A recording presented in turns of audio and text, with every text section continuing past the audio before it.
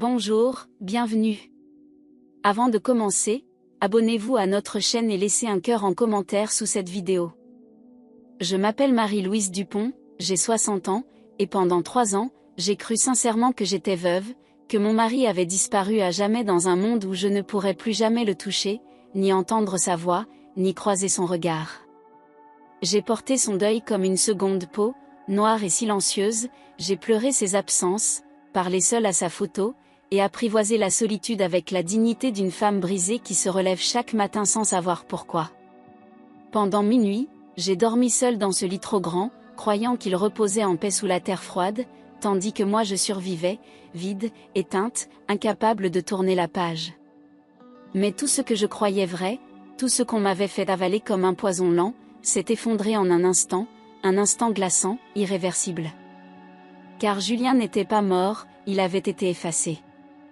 Julien Morel, mon mari depuis plus de 30 ans, l'amour de ma vie, aurait trouvé la mort dans un accident de voiture entre Tours et Orléans, un matin de pluie battante où, m'a-t-on dit, un poids lourd aurait dérapé sur la chaussée mouillée et percuté son véhicule de plein fouet. Je n'étais pas là, je n'ai rien vu, rien entendu, seulement reçu les échos de cette tragédie par la bouche tremblante de notre fils, et ce que j'ai imaginé depuis ce jour me hante encore. On m'a dit que l'impact avait été tel qu'aucune identification n'était possible sans papier, que les secours n'avaient rien pu faire pour le sauver. Tout semblait si soudain, si brutal, si irrévocable, comme un coup de couteau en pleine poitrine. Et moi, je suis restée là, sidérée, vidée, incapable de comprendre comment une vie entière pouvait se réduire à une phrase. Ce jour-là, c'est Sébastien, notre fils unique, qui a reçu l'appel de l'hôpital. Il était parti faire des courses au marché. À son retour, son visage avait déjà changé, comme s'il portait le poids d'un monde effondré. Il est entré dans la maison sans dire un mot, tenant son téléphone dans une main tremblante, le regard fuyant, presque honteux. J'ai su avant même qu'il parle que quelque chose de grave venait de se produire, un instinct de mère, ou peut-être de femme qui sent son cœur basculer. J'ai couru vers lui, paniqué, mais il m'a à peine regardé, comme si ma présence le brûlait.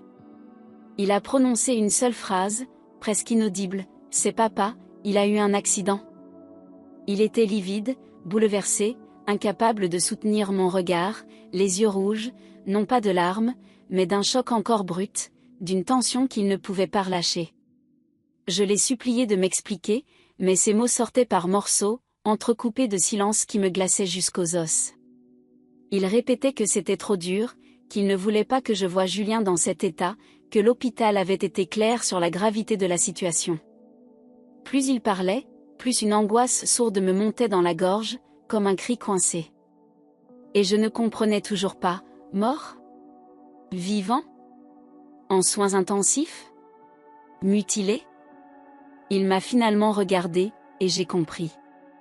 Il m'a dit que le corps de Julien était méconnaissable, qu'il avait été brûlé au point d'être impossible à identifier formellement sans ses papiers, et que, même dans un état critique, il n'avait pas survécu au transport. Ces mots ont résonné en moi comme une cloche funèbre, me projetant dans une réalité que je refusais d'accepter. Il a évoqué des fractures multiples, des lésions internes, des brûlures, tout un catalogue d'horreurs cliniques que je n'arrivais pas à imaginer sur le visage de l'homme que j'aimais. Et pourtant, je l'ai cru. Comment aurais-je pu ne pas croire mon propre fils ? Je me suis accrochée à lui comme à une bouée, incapable de penser seule. Il a ajouté que les médecins déconseillaient d'ouvrir le sac mortuaire, que le choc visuel pouvait provoquer un traumatisme émotionnel irréversible, surtout pour moi, déjà fragilisée.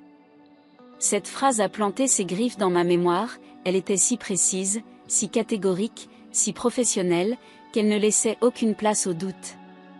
J'ai hoché la tête, en silence, tremblante, assommée par cette violence abstraite.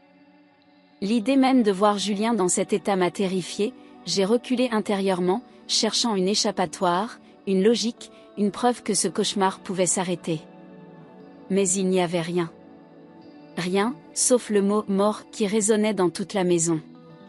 J'étais sidérée, vidée de toute capacité à réfléchir, et je lui ai fait confiance sans poser de questions, comme une mère qui choisit de ne pas creuser dans la douleur de son enfant. J'ai accepté l'histoire telle qu'il me l'a racontée, malgré la douleur, malgré les incohérences sourdes qui, à ce moment-là, semblaient n'être que le fruit de mon désespoir. J'ai voulu croire que tout était pris en main, que le pire était derrière, que je n'avais plus qu'à pleurer et survivre.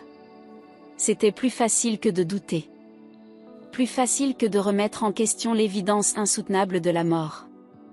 Sébastien a organisé les obsèques très rapidement, sans me laisser participer aux démarches, disant que c'était trop dur pour moi, que je devais me reposer, que lui s'occupait de tout. J'ai trouvé cela étrange, mais je me suis tue, anesthésiée, presque reconnaissante qu'il prenne les devants alors que je n'arrivais même plus à respirer sans pleurer. Il allait et venait, passait des coups de fil, signait des papiers, parlait à des gens que je ne voyais pas, et moi, je restais dans le salon, comme un fantôme dans ma propre maison. Tout s'est passé comme dans un rêve flou, rapide, irréel. Le deuil avait été réduit à une formalité discrète. Les pompes funèbres ont apporté un cercueil fermé, prétextant des motifs sanitaires, des risques d'infection, des réglementations que je ne connaissais pas, mais que j'ai acceptées sans discuter. Je n'ai jamais vu Julien une dernière fois, je n'ai pas eu ce moment que toute veuve réclame pour dire adieu, pour caresser une main froide, pour embrasser un front immobile. Non, on m'a donné un rectangle de bois scellé et quelques mots de compassion administrative. Je me suis assise en face de ce cercueil, incapable de bouger, comme figée dans un théâtre absurde. Tout semblait faux, mais j'avais trop mal pour me battre contre cette impression.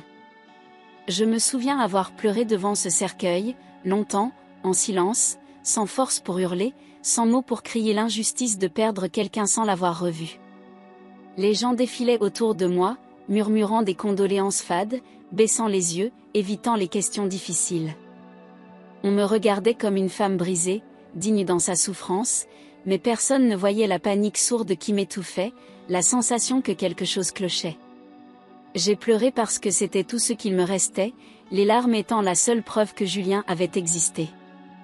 Ce jour-là, une partie de moi a été enterrée avec ce cercueil fermé. Après l'enterrement, ma maison est devenue silencieuse, trop silencieuse, un silence dense, pesant, presque vivant, comme si les murs eux-mêmes avaient cessé de respirer. Chaque pièce me rappelait Julien, son fauteuil, sa tasse préférée, ses pantoufles abandonnées près du lit. Je me surprenais à écouter les bruits de la rue, cherchant un signe, un miracle, quelque chose qui me dirait que tout cela n'était qu'un cauchemar. Mais il n'y avait rien. Juste moi, et cette maison vide, pleine de souvenirs qui me brûlaient le cœur. Mais quelques jours plus tard, alors que je commençais à m'habituer à ce vide glacial, j'ai entendu des pas dans le couloir, lourds, réguliers, anormalement précis pour un simple craquement de vieille maison. D'abord, je me suis figée, croyant à un bruit venu de dehors, mais non, cela venait de l'intérieur, du plancher que Julien foulait chaque matin. Je suis restée assise sur le canapé, le souffle coupé, les yeux rivés vers l'obscurité du couloir, incapable de me lever. Mon cœur battait trop vite, et je me suis surprise à murmurer son prénom, comme une prière. Puis tout s'est arrêté, comme si la maison retenait elle aussi son souffle. À 2 heures du matin exactement, comme si une horloge invisible déclenchait le cauchemar, j'ai entendu à nouveau cette cadence étrange. 3 pas, une pause, puis 2 autres, toujours dans le même ordre, comme une signature sonore venue d'un autre monde. Je comptais sans vouloir y croire, les yeux grands ouverts dans le noir, la main serrée sur la couverture. Le couloir était vide, mais le son, lui, était bien réel, présent, étouffé, grave, comme le pas d'un homme épuisé. Chaque nuit, cela recommençait, à la même heure, inlassablement, comme une procession invisible. Et moi, je n'osais plus dormir. Puis venait une toux, profonde, rauque, lente, et cette toux, je la connaissais par cœur, c'était celle de Julien, celle qui ponctuait ces matins d'hiver ou ces nuits de lecture. J'ai cru devenir folle, car une toux ne s'imagine pas, une toux, c'est physique, unique, une empreinte sonore impossible à inventer. Elle surgissait juste après les pas, comme s'il marchait depuis une éternité, et que l'air de la maison lui brûlait encore la gorge. Je restais immobile, les larmes aux yeux, le cœur brisé par ce souvenir vivant. Et chaque nuit, j'attendais ce moment, entre espoir et terreur. Enfin, venait cette voix, ce murmure rauque, si faible qu'il frôlait le silence, mais si clair que je pouvais distinguer chaque syllabe, Louise. Soufflée avec lenteur, comme un appel du fond d'un puits. Cette voix me transperçait, me paralysait, me bouleversait jusqu'à l'os. Ce n'était pas une voix inventée, ce n'était pas un rêve, c'était Julien, ou quelque chose de lui, quelque chose de brisé, de prisonnier. Chaque nuit, ce murmure me brisait un peu plus, et chaque matin je me réveillais épuisée, vidée, mais convaincue qu'il essayait de me dire quelque chose. J'avais peur, mais je ne pouvais pas l'ignorer. J'ai pensé que c'était mon deuil, que mon esprit me jouait des tours, qu'après 3 ans de solitude, j'étais en train de perdre pied dans un délire triste et pathétique. On dit souvent que la douleur nous pousse à créer des fantômes, des voix, des présences qui comblent l'absence, et j'ai voulu croire à cette explication. Mais quelque chose en moi résistait, criait que ce n'était pas ça, que c'était trop précis, trop réel. Ce n'était pas une illusion, c'était une tentative désespérée de communication. Et dans ce doute, j'ai sombré doucement, sans le montrer. Mes sœurs, inquiètes de me voir si fatiguée, si pâle, ont commencé à dire que je souffrais d'un deuil prolongé, qu'il était peut-être temps d'accepter la mort de Julien et de consulter un professionnel. Elles m'ont parlé de thérapie, de groupes de soutien, de médicaments pour réapprendre à vivre. Mais elles ne comprenaient pas, elles n'avaient pas entendu, elles ne vivaient pas avec ce souffle glacé dans le couloir. À leurs yeux, j'étais juste une veuve trop attachée à ses souvenirs. Moi, je savais que quelque chose ne tournait pas rond, que quelque chose vivait encore ici. Ces sons étaient trop nets, trop précis pour n'être que le fruit de mon imagination, ils ne ressemblaient pas aux grincements aléatoires d'une maison, ni aux échos du passé. Ils étaient réguliers, identiques chaque nuit, comme un message encodé que je ne savais pas encore décrypter. J'ai commencé à écrire l'heure, la séquence, les détails de chaque bruit, comme une enquête menée en secret. J'ai même comparé les horaires avec les jours de pluie, de vent, cherchant une explication logique. Mais rien ne collait. Le mystère s'épaississait, et avec lui, ma peur. Une nuit, j'ai entendu le petit coup sec que Julien donnait toujours en posant sa main contre le mur du couloir, ce geste discret qu'il faisait sans y penser, juste avant d'éteindre la lumière. Ce bruit-là, personne d'autre ne pouvait le reproduire, c'était le sien, son empreinte, un tic qu'il avait depuis toujours. Je me suis levée d'un bond, comme tirée par une force incontrôlable, mais quand j'ai ouvert la porte, le couloir était vide, silencieux. Je suis restée là, dans l'ombre, les yeux écarquillés, le cœur au bord de l'explosion. Et pour la première fois, j'ai eu vraiment peur. J'ai recommencé à dormir avec la lumière allumée, incapable d'affronter cette obscurité qui semblait habiter la maison, qui semblait guetter mon sommeil. Chaque soir devenait un supplice, une attente terrifiante, un théâtre invisible que je subissais en silence. Je vivais dans l'angoisse, évitant les miroirs, éteignant la télévision à la moindre ombre. Même les bruits les plus banals me faisaient sursauter. Et je me demandais, suis-je en train de perdre la tête, ou suis-je la seule à voir ce que personne ne veut croire ? Il m'a répondu froidement que c'était des hallucinations liées à l'âge, un ton sec, presque agacé, comme si mes mots l'ennuyaient plus qu'ils ne l'inquiétaient. Je l'ai regardé, sidéré, cherchant un éclat de compassion dans ses yeux, mais il n'y avait rien d'autre qu'une impatience glacée. J'ai senti mon ventre se nouer, car ce n'était pas ainsi qu'il me parlait autrefois, jamais avec cette distance coupante. Il me renvoyait à une fragilité que je ne reconnaissais pas en moi. Et j'ai compris que je ne pouvais plus compter sur lui.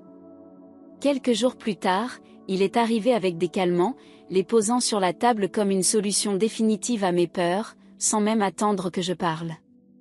Il m'a expliqué d'un ton docte que ma santé mentale devait être préservée, comme si j'étais soudain devenue une enfant incapable de discerner le vrai du délire.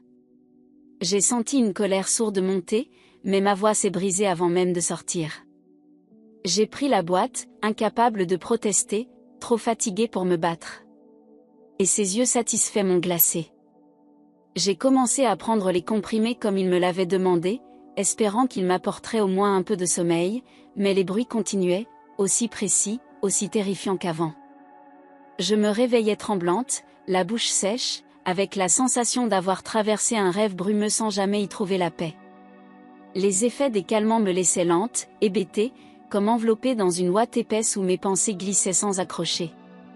Pourtant, à 2 heures, les pas résonnaient encore. Et moi, je sombrais chaque jour un peu plus. Pire encore, les voix devenaient plus distinctes, comme si la présence, au lieu de disparaître, se rapprochait inexorablement de moi, franchissant un seuil qu'elle n'avait jamais osé franchir auparavant. Je pouvais entendre un souffle, puis quelques syllabes étranglées que je ne parvenais pas à comprendre, mais qui n'avaient rien d'un souvenir ou d'un écho mental. C'était réel, terriblement réel. Je me surprenais à serrer mes draps contre ma poitrine, priant pour que tout cesse. Mais chaque nuit me prouvait le contraire.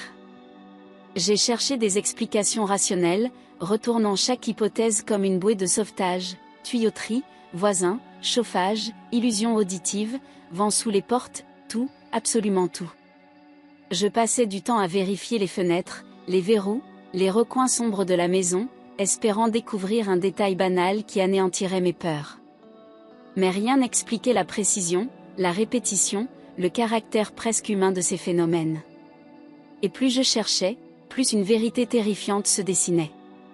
Quelque chose, ou quelqu'un, voulait être entendu.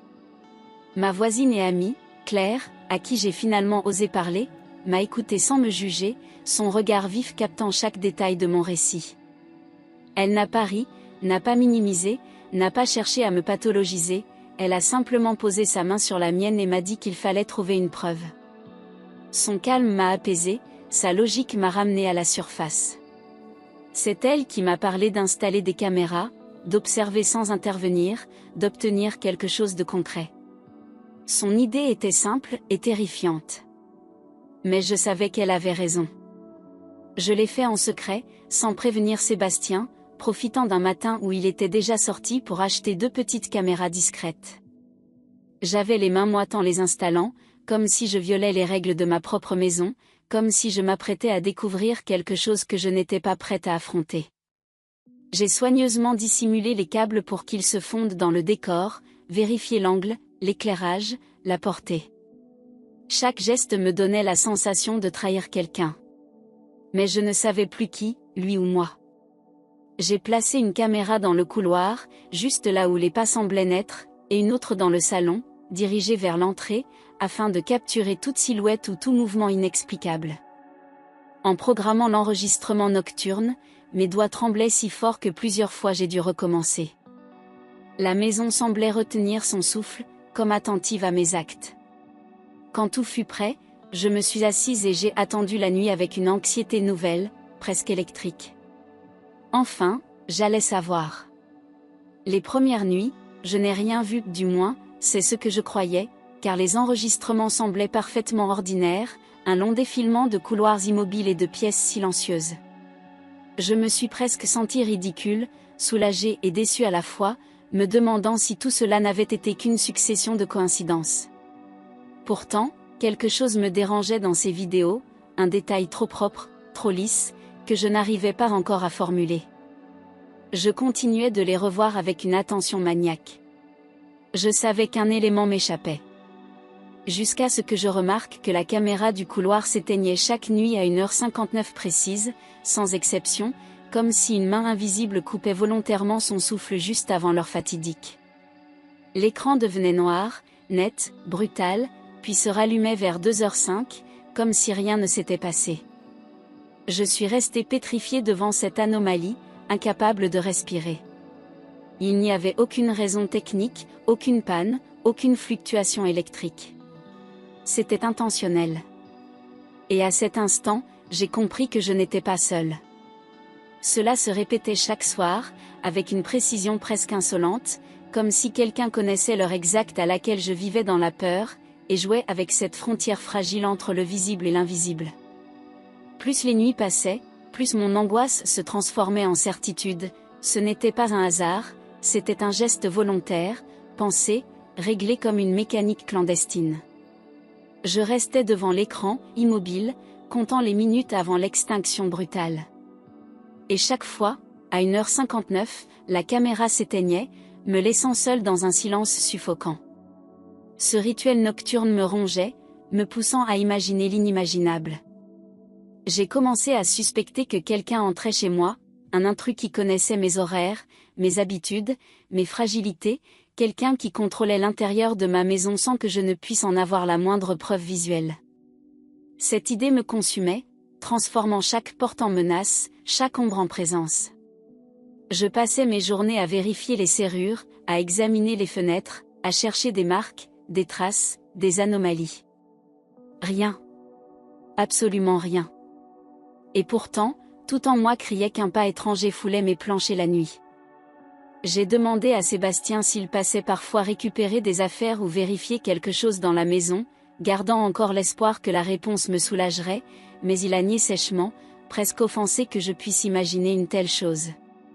Son ton brusque, son refus catégorique, son agacement soudain ont résonné en moi comme un avertissement que je n'ai pas su interpréter sur le moment. J'ai senti une petite fissure s'ouvrir dans ma confiance, un éclat minuscule mais tranchant. Il a tourné les talons sans un mot de plus. Et j'ai compris que je devais cesser de lui poser des questions. J'ai décidé de faire semblant de prendre le calmant un soir, déterminé à rester éveillé malgré la fatigue accumulée, malgré la peur qui me nouait l'estomac. Quand il a tourné la tête, j'ai glissé le comprimé sous ma langue, puis je l'ai recraché discrètement dans l'évier après son départ, le cœur battant à tout rompre à l'idée qu'il puisse revenir brusquement. J'ai lavé la trace du médicament, vérifié les caméras, respiré profondément. Cette nuit-là, je savais que quelque chose allait se jouer. J'ai attendu la suite comme on attend une vérité dangereuse. À 2 heures du matin, je me suis assise devant le moniteur, la lumière de l'écran projetant sur moi une pâleur maladive, et j'ai senti mes mains trembler malgré ma détermination. Le silence semblait lourd, presque palpable, comme si la maison elle-même anticipait ce qui allait se produire. Je fixais l'image du couloir, ce long corridor étroit que je connaissais par cœur mais qui, sur l'écran, paraissait étranger. Mon souffle était court, mes yeux brûlaient. J'avais la sensation d'être à la veille d'un basculement irréversible.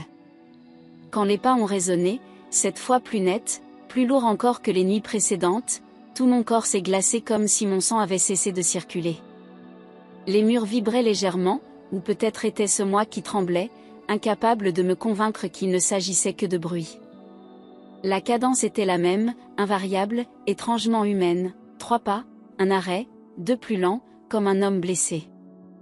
Je me suis rapproché de l'écran, aimanté par la peur. Et j'ai su que je ne rêvais pas. L'écran a clignoté soudainement, un flash blanc suivi d'une image brouillée, indiquant que quelqu'un venait d'entrer dans le couloir, exactement comme je l'avais soupçonné depuis des semaines. Mon cœur a cogné si fort que j'ai cru qu'il allait lâcher, et mes doigts se sont crispés sur le bord de la table. L'image tremblait légèrement, comme si la caméra elle-même frissonnait face à ce qu'elle captait. Puis les silhouettes sont apparues dans la pénombre. 2 silhouettes. L'une avançait, l'autre la poussait. Mon souffle s'est coupé. La silhouette avançait lentement, avec des pas traînants, comme si son corps peinait à supporter son propre poids, les épaules tombantes, la tête inclinée vers le sol. Sa démarche semblait douloureuse, hésitante, presque irréelle, comme celle d'un homme qui revient d'un très long sommeil forcé. À travers la faible lumière, je distinguais des mouvements saccadés, des gestes faibles, une respiration lourde. Je n'arrivais pas à détourner les yeux, hypnotisé par cette apparition qui semblait venir d'un autre monde. Je sentais pourtant que la réalité allait être bien pire. Et quand l'image est devenue nette, quand les pixels se sont stabilisés pour révéler enfin le visage, mon monde s'est effondré d'un seul coup, me coupant le souffle, me brisant d'un éclat froid et irréversible. J'ai cru que mon cœur s'arrêtait, que mon esprit se disloquait sous la violence de ce que je voyais. Pendant plusieurs secondes, je n'ai même pas pu respirer. Ce n'était pas un fantôme, ni un souvenir, ni un mirage. C'était un homme vivant. Un homme que je connaissais. Un homme que j'avais pleuré pendant 3 ans. C'était Julien. Vivant. Amaigri, affaibli au point de n'être plus que l'ombre de lui-même, le visage creusé, les joues pâles, les cheveux en désordre, mais vivant, debout, respirant, et avançant dans un couloir. Je me suis levée d'un bond sans m'en rendre compte, frappée par un choc si brutal que j'ai failli tomber. Mon mari, mon amour, l'homme que j'avais enterré, marchait devant mes yeux. Toutes les certitudes de ces 3 années se sont pulvérisées en un instant. Et la vérité, monstrueuse, commençait seulement à apparaître. Il marchait voûté, la bouche bâillonnée par un tissu serré derrière sa tête, un bâillon grossier qui lui coupait la parole et dessinait sur ses joues des marques violacées, comme si chaque respiration lui coûtait un effort terrible. Ses mains tremblaient, ses genoux semblaient prêts à céder, et pourtant il avançait, poussé par une force extérieure qu'il ne contrôlait plus. Voir Julien réduit à cet état m'a transpercé, un mélange insoutenable de stupeur, de douleur et d'incompréhension. Son regard hagard cherchait quelque chose, quelqu'un, sans jamais lever complètement les yeux. Et moi, derrière l'écran, je suffoquais. Ses yeux étaient vides, perdus, comme s'il se débattait dans un brouillard intérieur, prisonnier d'un corps qui ne lui répondait plus et d'un esprit engourdi par la peur ou par autre chose que je n'osais imaginer. Ce n'étaient plus les yeux de l'homme plein de vie que j'avais connu, mais ceux d'un être brisé, comme effacé de l'intérieur. Sa respiration haletante révélait une détresse qui me glaçait, et je sentais mes mains trembler en silence. Je l'appelais sans voix, comme si mon souffle pouvait traverser l'écran. Mais lui restait enfermé dans une nuit que je ne connaissais pas encore. Le plus terrifiant, c'était Sébastien derrière lui, mon fils, mon propre enfant, le visage fermé, les mouvements durs, la main posée sur l'épaule de Julien comme un geôlier pressé d'en finir. Son regard n'avait rien de familier, froid, mécanique, étranger, comme s'il accomplissait une tâche répétée 1000 fois.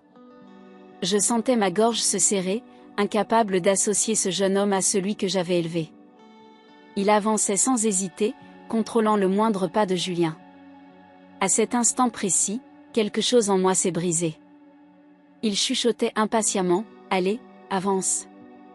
Une voix basse, sèche, empreinte d'une irritation glacée, comme s'il parlait à un objet récalcitrant plutôt qu'à son père. Ce murmure m'a déchiré, car il révélait une intimité monstrueuse, un quotidien que je n'avais jamais soupçonné, une routine où Sébastien poussait Julien comme on pousse un fardeau. Le ton n'était pas celui de la compassion ni même de la colère, mais celui de l'habitude. Je ne pouvais détourner les yeux. Je ne pouvais plus respirer. Et la vérité prenait forme. Il a forcé Julien à entrer dans la petite pièce au fond du couloir, celle que je n'avais jamais pu ouvrir, celle qu'il appelait toujours le débarras avec une insistance trop rapide, trop nerveuse pour être innocente. Je le regardais pousser la porte avec une maîtrise glaciale, comme s'il répétait ce geste chaque nuit depuis longtemps. Julien, lui, hésitait, reculait légèrement, mais la pression de Sébastien l'obligeait à avancer. La caméra captait tout, sans pitié. Et je comprenais enfin que cette pièce n'avait jamais été un simple rangement. La porte s'est refermée derrière eux, lentement, presque silencieusement, et j'ai senti mon cœur s'arrêter sous le poids de cette révélation qui effaçait 3 années entières de mensonges. J'ai revu mentalement chaque fois où Sébastien m'avait empêché d'approcher de cette porte, chaque excuse trop rapide, chaque regard fuyant. Tout prenait sens, un sens terrible, implacable, que je n'avais jamais osé envisager. Le débarras n'en avait jamais été un. Et moi, j'avais vécu à quelques mètres d'un enfer que je ne soupçonnais pas. J'ai senti mon estomac se retourner, une vague de nausée me frapper si violemment que j'ai dû m'agripper à la table pour ne pas tomber. Tout n'était qu'un mensonge immense, froid, méthodique, tissé pendant des années autour de moi comme une toile d'araignée que je n'avais jamais vue se refermer. Mon fils, mon propre fils, avait caché son père vivant sous mon toit. Les souvenirs des obsèques, des papiers signés, des phrases froides de Sébastien se remettaient à tourner dans ma tête. Rien ne tenait debout. Rien. En revoyant les anciennes vidéos de la caméra, celles que j'avais pensées vides, j'ai découvert que l'enregistreur gardait en mémoire bien plus que ce que je croyais, des clips de plusieurs semaines, même plusieurs mois, où Julien apparaissait, silhouette fragile, errant comme un fantôme vivant dans mon propre couloir. Chaque apparition était datée, précise, montrant une routine nocturne répétée avec une régularité terrifiante. Je restais pétrifiée devant ces images que j'avais ignorées sans le savoir. Mon mari vivait, et souffrait, depuis si longtemps. Julien apparaissait chaque nuit, marchant péniblement, s'arrêtant parfois pour reprendre son souffle, ou tournant la tête comme s'il tentait d'appeler à l'aide, sans jamais y parvenir. Il errait dans l'obscurité, toujours guidé ou ramené vers cette pièce maudite au bout du couloir. On voyait ses forces décliner au fil des enregistrements, son corps se nouer, ses gestes devenir de plus en plus faibles. Et moi, je n'avais rien vu, rien entendu, ou plutôt je n'avais pas voulu croire. La culpabilité me transperçait. Il vivait là, dans cette pièce fermée, affaibli, mal nourri, réduit à un état que je n'aurais jamais imaginé possible pour un être humain, encore moins pour le père de mon enfant. On voyait parfois une main lui tendre quelque chose, probablement Sébastien, mais jamais un geste de tendresse, juste la mécanique froide de quelqu'un qui entretient ce qui l'emprisonne. L'air semblait irrespirable dans cette pièce où la caméra ne pénétrait jamais totalement. Je sentais la nausée monter en moi. Mon mari était séquestré. Et je ne l'avais pas su. Le bâillon expliquait pourquoi il n'avait jamais pu m'appeler, pourquoi je n'avais jamais entendu sa voix traverser les murs, pourquoi ces murmures nocturnes n'étaient que des soupirs étouffés, des appels que je croyais imaginaires. Chaque nuit, il tentait peut-être de se faire entendre, de m'alerter, de me dire qu'il était là, à quelques mètres de moi, enfermé comme un criminel alors qu'il était la victime. Je repensais à tous ces instants où j'avais senti une présence, où j'avais cru entendre mon prénom chuchoter dans le noir. Ce n'était pas le fruit de ma folie, c'était lui. Et ce silence imposé était la plus cruelle des tortures. Il semblait drogué, luttant pour garder l'équilibre, ses pas hésitants trahissant une perte de coordination que je ne reconnaissais pas chez lui, comme si chaque mouvement était un effort contre une brume intérieure. Ses gestes étaient mous, incertains, comme s'il avançait dans un rêve lourd, privé de toute force, de toute volonté propre. Et soudain, tout devint clair, il n'était pas seulement enfermé, il était maintenu dans cet état, probablement sous sédatif, pour ne pas résister, pour ne pas crier, pour ne pas fuir. Une rage sourde monta en moi. Sébastien avait pensé à tout, même à l'empêcher de se battre. J'ai repensé à cet accident, à cette histoire insensée d'un corps méconnaissable, de documents médicaux introuvables, et soudain, plus rien ne tenait debout, chaque détail semblait avoir été fabriqué pour me tenir à l'écart de la vérité. Rien dans cette version des faits ne résistait à l'analyse, et je me sentais stupide d'y avoir cru, aveuglé par la douleur, manipulé par la personne en qui j'avais le plus confiance. 3 ans d'un mensonge millimétré. Et moi, j'avais pleuré un mort qui respirait encore. J'ai senti une colère froide m'envahir, plus puissante que la peur. J'ai appelé l'hôpital où il était censé être décédé, les mains tremblantes sur le combiné, la voix à peine audible alors que je demandais des informations sur Julien Morel. La femme au bout du fil a tapé sur son clavier, a cherché dans les archives, m'a demandé plusieurs fois de répéter le nom, la date, les détails.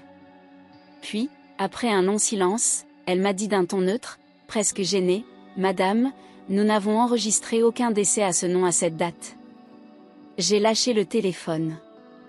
Tout venait de s'effondrer. Il n'était jamais mort. Sébastien avait falsifié tous les documents, certificats, signatures, dossiers funéraires, tout avait été fabriqué pour me convaincre de cette disparition fictive, pour me plonger dans un deuil factice qui couvrait un crime vivant. Il avait tout planifié, tout orchestré, chaque pièce du puzzle avait été posée avec une précision diabolique. Et moi, dans ma douleur, je lui avais tout laissé faire. Je n'avais pas vu l'homme derrière le masque, je n'avais pas imaginé qu'il puisse aller aussi loin. La trahison était totale, absolue. Je ne reconnaissais plus mon propre fils. Le cercueil n'avait jamais contenu le corps de Julien, mais des poids, des objets lourds pour simuler la présence d'un cadavre, pour donner du poids au mensonge, au sens propre comme au figuré. L'image de moi, pleurant devant ce cercueil vide, me déchira d'une violence insoutenable. Toute cette mise en scène n'avait été qu'un théâtre cruel, une mascarade destinée à me faire taire, à détourner mon regard de la vérité. Je m'étais agenouillée devant du vide. Et pendant ce temps, l'homme que j'aimais appelait au secours dans l'obscurité. Il avait inventé les obsèques pour cacher Julien et contrôler sa pension de retraite, une double trahison, familiale et financière, comme si le corps de son père n'était qu'un outil, un moyen d'obtenir plus d'argent, plus de pouvoir. Les relevés bancaires prenaient tout leur sens, les petites incohérences devenaient des preuves accablantes, chaque retrait, chaque opération, chaque virement vers ses comptes personnels. Il avait volé un homme vivant. Et m'avait volé, moi, dans le même geste. Le deuil n'était qu'un écran. Derrière, il comptait l'argent. Il utilisait aussi les économies de Julien, ses cartes bancaires, ses codes qu'il avait obtenus avant l'accident, profitant de la confiance aveugle que son père lui avait toujours accordée.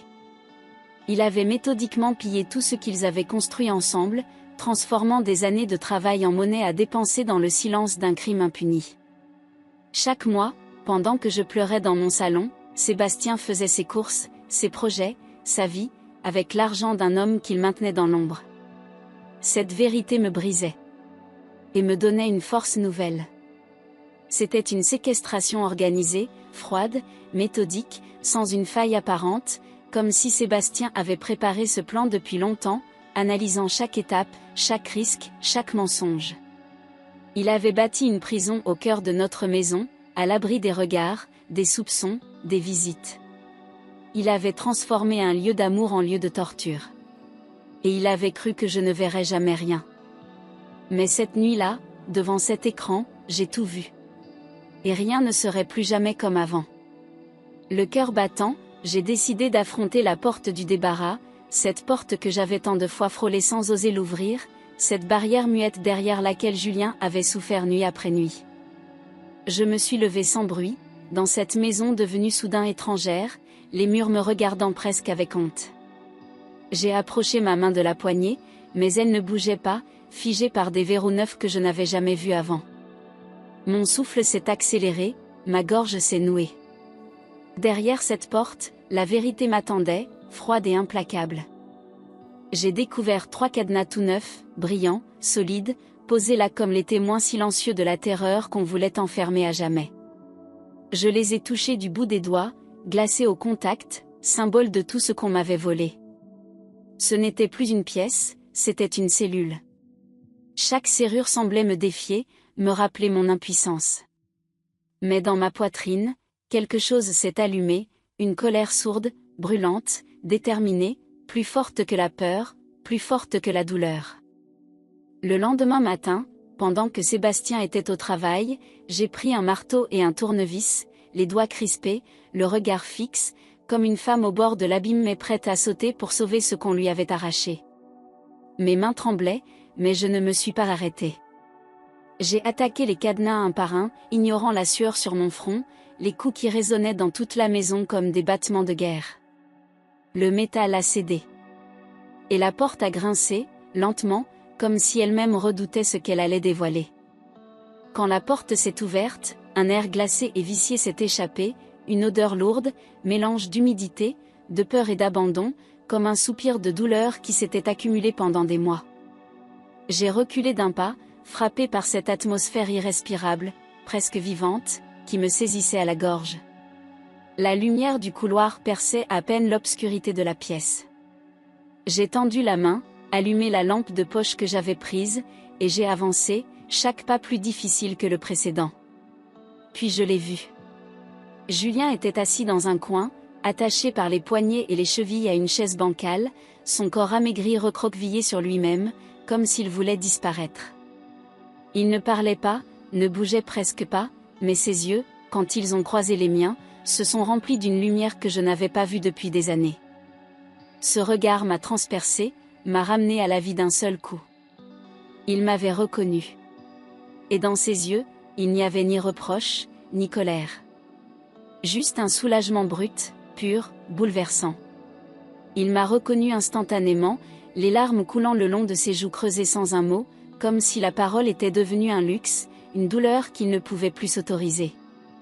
J'ai couru vers lui, j'ai défait ses liens, mes mains agitées de sanglots, répétant sans cesse « Je suis là maintenant ». Ses bras sont tombés, inertes, mais ses doigts ont frôlé les miens. Il respirait. Il était vivant. Et j'allais le sauver, quoi qu'il en coûte. Avec l'aide de Claire, que j'avais appelée en hurlant à travers la fenêtre, nous avons soutenu Julien, le portant presque à deux, tant son corps était faible, vidé de toute force, brisé par des mois de détention. Claire ne posait pas de questions. Elle agissait, les lèvres serrées, les yeux brillants, comprenant que chaque seconde comptait. Nous l'avons installée dans sa voiture, recouvert d'une couverture, et pris la route vers l'hôpital le plus proche. Je sentais mon cœur battre dans mes tempes. Plus rien d'autre ne comptait que le faire survivre. À l'hôpital, les médecins l'ont pris en charge immédiatement, choqués par son état, demandant 1000 détails que je ne pouvais formuler sans éclater en sanglots. On lui a posé une perfusion, fait des examens, parlé à voix basse en prononçant des mots qui me semblaient venus d'un autre monde, dénutrition, déshydratation sévère, lésions anciennes, psychose traumatique possible. Je répondais mécaniquement, le regard fixé sur lui, sur ce corps que j'avais tant aimé et qu'on avait réduit à l'état d'ombre. Mais il était entre de bonnes mains. Il était sauvé. J'ai appelé la gendarmerie nationale sans trembler, la voix ferme, claire, chaque mot prononcé avec une précision que je ne me connaissais pas. J'ai raconté tout, sans filtre, sans détour, comme une confession brûlante qu'on ne peut plus retenir. Le nom de Sébastien est sorti de ma bouche avec une douleur immense, mais sans hésitation. Il fallait que justice soit faite. Et j'étais prête à tout affronter pour cela.